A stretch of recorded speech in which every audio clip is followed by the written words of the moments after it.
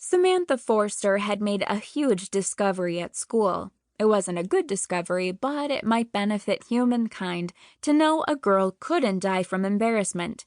Otherwise, she'd be dead. As Sam trudged into the kitchen at Riverbend Ranch, she heard the vacuum cleaner sucking at the rugs in the rooms upstairs. Outside, only the horses had greeted her. Dad and the cowboys were out on the range. Her stepmother, Brianna, was at work, and Graham was vacuuming upstairs. For a while, she was alone with her humiliation, and she was glad. Sam slumped into a chair. She closed her eyes.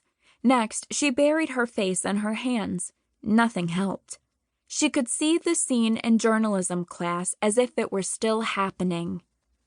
Mr. Blair, her journalism teacher, had ordered everyone who wanted to be an editor next year to apply for the position.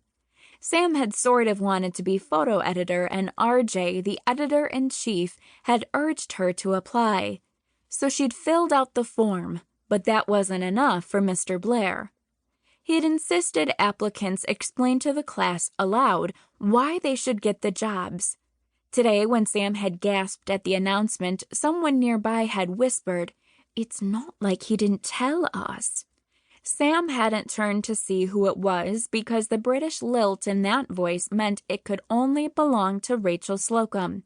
Wealthy, conceited, and unfairly pretty, Rachel loved seeing Sam suffer. Sam tried not to give her that pleasure. Besides, it wasn't like she was afraid to give a talk. Just a couple of weeks ago, Sam had overcome her fear of public speaking to make a presentation to the student council. This should be even easier. At least that's what she told herself. True, she wasn't prepared, but all she had to do was think of 3 main points. It had worked before. Easier still, she could just listen to what everyone else said and do something similar. Then Mr. Blair had called on her first. Quickly, she'd flipped her fingers through her auburn hair and straightened her shoulders inside her teal blue sweater.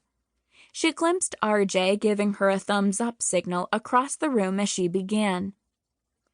"I want to be photo editor because I'm a visual person, a hard worker, and..."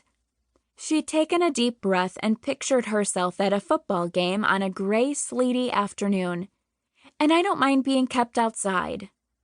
Kept outside? She'd bitten her lip. With the horses? Rachel Slocum pretended to be confused. Sam glared at her, but Rachel didn't notice.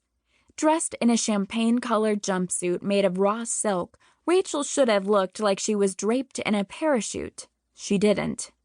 Head tossed back with her furry mink-brown eyelashes half lowered, Rachel was soaking up the appreciative giggles of the rest of the class.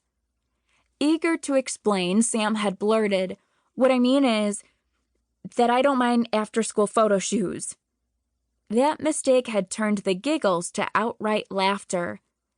"Photo shoots," she'd said, raising her voice, nearly shouting, but by then even Mr. Blair and RJ were chuckling.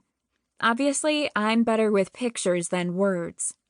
Wasn't that just a little bit funny? Apparently not, because the laughter dwindled.